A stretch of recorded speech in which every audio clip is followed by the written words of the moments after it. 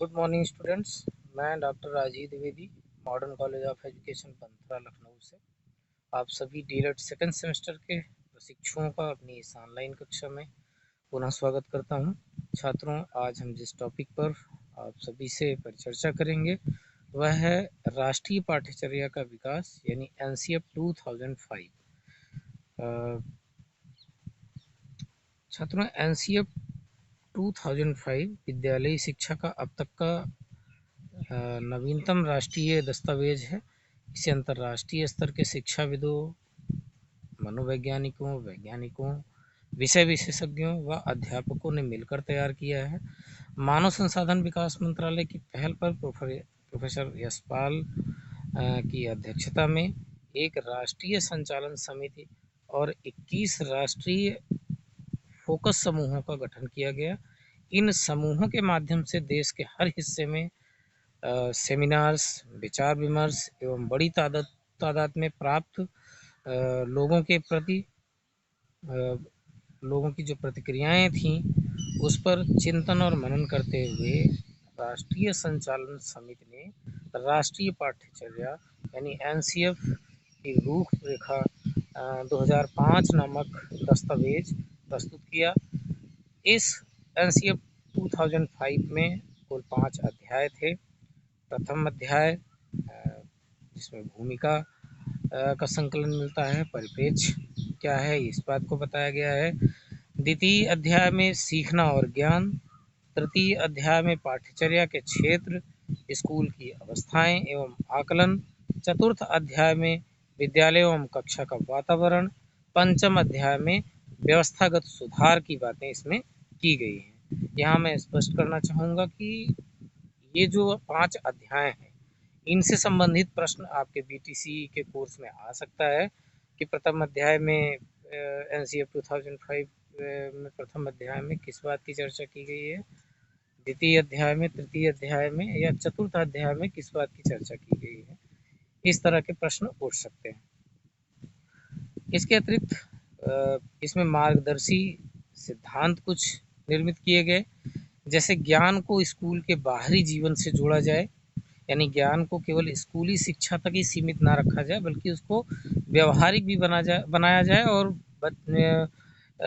यही कारण है कि एक सिद्धांत यह निर्मित किया गया कि ज्ञान को स्कूल के बाहरी जीवन से भी जोड़ा जाए। इसके अलावा पढ़ाई को रटंत प्रणाली से मुक्त किया गया, यानी रटने पर जो है जोर नहीं दिया गया बल्कि अंडरस्टैंडिंग लेवल यानी समझने पर किसी भी विषय को, किसी भी पाठ्य वस्तु को रटने पर जोर ना देने के बजाय सीखने पर या समझकर सीखने पर जोर दिया गया इसमें। इसके अतिरिक्त एक सिद्धांत यह निरूपित किया गया कि पाठ्यचर्या पाठ्य पुस्तक केंद्रित न रह जाए। कहने का तात्पर्य है कि जो भी पाठ्यक्रम है वह केवल पाठ्य पुस्तकों को रट लेना या पाठ्य पुस्तकों को कंप्लीट कर देना या करा देना तक ही सीमित न रहे, बल्कि उसका उपयोग भी हो सके, इस बात की पूरा इसमें ध्यान दिया जाए। इसके अतिरिक्त जो कक्षा कक्ष की गतिविधियों से कक्षा कक्ष को गतिविधियों से जोड़ा जाए, यानी करके सीखने पर जोर दिया। लर्निंग बाय डूइंग के सिद्धांत की बात इस सिद्धांत के माध्यम से कहा गया है, न कि केवल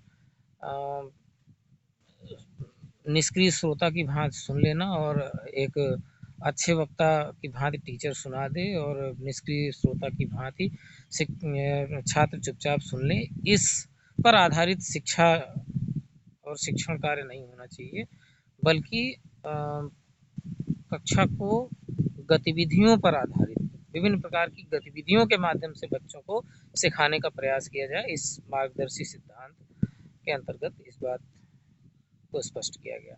इसके अतिरिक्त राष्ट्रीय मूल्यों के प्रति आस्थावान विद्यार्थी तैयार हों, चाहे किसी भी प्रकार का कोर्स कर रहे हों, इंजीनियरिंग हो, डॉक्टरी पेशा हो, इसके अतिरिक्त शिक्षक प्रशिक्षण हो, किसी भी प्रकार की शिक्षा ग्रहण कर रहे हों, किंतु जो राष्ट्रीय मूल्य हैं हमारे, स्वतंत्रता, न्याय, समानता, विश्व बंधुत्व, भाईचारा, ये जो हमारे राष्ट्रीय मूल्य हैं, इनके प्रति आस्थावान विद्यार्थी तैयार किए जाएं, इस प्रकार की रूपरेखा बनाई जाए, इन सिद्धांतों पर रूपरेखा निर्मित की जाए। इसके अतिरिक्त जो प्रमुख सुझाव हैं उनकी चर्चा कर ली जाए।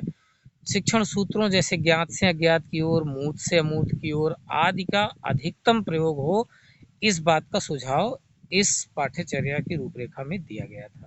सूचना को ज्ञान मानने से बचा जाए। किसी भी कहीं से कहीं किन्हीं स्रोतों से केवल सूचना मात्र को जान लेना ही किसी चीज को ज्ञान न समझा पाए, बल्कि इन सूचनाओं के साथ अगर उसका भावात्मक और क्रियात्मक उपयोग भी बच्चा कर पा रहा है, यानी उससे अगर भावात्मक और क्रियात्मक उद्देश्य भी पूरा हो रहा है, तभी ऐसी शिक्षा को शिक्षा माना जाए। अन्यथा किसी अन्य प्रकार की शिक्षा को केवल सूचना तक ही सीमित हम कर सकते हैं। तो सूचना को ज्ञान मानने से बचा जाए। इसके अतिरिक्त विशाल पाठ्यक्रम व मोटी किताबें शिक्षा प्रणाली की असफलता का प्रतीक है, इसलिए इनको कम किया जाए, यानी शिक्षा को बोझिल न बनाया जाए, शिक्षा के बोझ को कम किया जाए, इस बात पर जोर दिया जाए। इसके अतिरिक्त मूल्यों को उपदेश देकर नहीं वरन वातावरण देकर स्थापित किया जाए, यानी केवल किताबों के जरिए बोल करके, प्रवचन दे करके मूल्यों को न सिखाया जाए, बल्कि इस तरह का माहौल बनाया जाए विद्यालय में, संस्थाओं में, कि उनके सामने, बच्चों के सामने आदर्श प्रस्तुत किया जाए, चाहे शिक्षक द्वारा हो या किसी के द्वारा हो। जो भी इस टीचिंग लर्निंग प्रोसेस के अगुआ हैं या लीडर हैं, जैसे शिक्षक हैं, प्रबंध तंत्र हैं, ये सब विभिन्न प्रकार से आदर्श प्रस्तुत करें, ना कि प्रवचन दे करके, लिखा हुआ कहीं पढ़ा करके बच्चों को मूल्य निर्मित करने का प्रयास करें, बल्कि आदर्श प्रस्तुत करके मूल्यों का निर्माण करने का प्रयास करें, मूल्यों को स्थापित करने का प्रयास करें। इसके अतिरिक्त अच्छे विद्यार्थी की धारणा में बदलाव आवश्यक है, अर्थात अच्छा विद्यार्थी वह है जो तर्कपूर्ण बहस द्वारा अपने मौलिक विचार शिक्षक के सामने प्रस्तुत करता है। कहने का तात्पर्य है कि बहुत सारे बच्चे, बहुत सारे शिक्षक उन बच्चों से अत्यधिक खुश होते हैं जो बड़े अच्छे मार्क्स पा जाएं, रटा रटाया किताबी आंसर दे दें, किसी क्वेश्चन का किताबी भाषा में उत्तर दे दें। तो ऐसे लोगों को बहुत अच्छा छात्र ना समझा जाए, बहुत अच्छा विद्यार्थी ना समझा जाए, बल्कि ऐसे बच्चों को अच्छा विद्यार्थी समझा जाए जो अपना अपना विचार तर्कों के माध्यम से, बहस के द्वारा अपनी बात को रखने का प्रयास करते हैं, अपनी मौलिक विचारधारा प्रकट करने का प्रयास करते हैं। ऐसे विद्यार्थियों को अत्यधिक अच्छा समझा जाए और ऐसे विद्यार्थियों को दबाने के बजाय उनको और बढ़ाया जाए।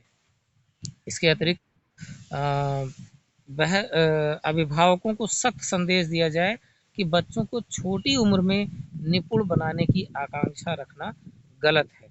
आज के परिवेश में, इस आपाधापी की ज़िंदगी में आप देखते हैं कि प्रत्येक अभिभावक अपने छोटे-छोटे नन्हे कोमल जो हृदय वाले बच्चे हैं, उनको एक मशीन की तरह ज्ञानवान बनाने का प्रयास कर रहा है। हर क्षेत्र में वो बहुत छोटी ही उम्र में अपनी प्रतिभा का लोहा मनवाने लगें, ऐसा प्रयास करके निश्चित रूप से कहीं न कहीं ऐसे अभिभावक उनके बचपन को छीन रहे हैं, उनकी कोमलता को छीन रहे हैं, उनके प्राकृतिक जो उनका विकास है, उसको छीनने का प्रयास कर रहे हैं। तो जो कि बिल्कुल ही उनके विकास के लिए आगे चल कर के समाज के दृष्टिकोण से निश्चित रूप से एक गलत प्रयास कर रहे हैं, बल्कि उनको छोटी उम्र में ही निपुण बनाने के बजाय ऐसे बच्चों को खेल-खेल में उनको एन्जॉयमेंट का एक ऐसा वातावरण दें जिसमें वो आसानी से चीज़ों को हँसते-खेलते सीख सकें। इसके अतिरिक्त बच्चों को स्कूल से बाहरी जीवन में तनाव मुक्त वातावरण प्रदान करना। ये सारे सुझाव इस एनसीएफ 2005 के अंतर्गत दिया गया था। इसके अतिरिक्त कुछ और बातें हैं जो विषयगत बातें हैं, उनके संबंध में अगले वीडियो में आप सभी से मैं चर्चा करूंगा। तब तक के लिए आप सभी के अच्छे स्वास्थ्य की शुभकामना करते हुए आप सभी से विदा लेना चाहूँगा। धन्यवाद। जय हिंद।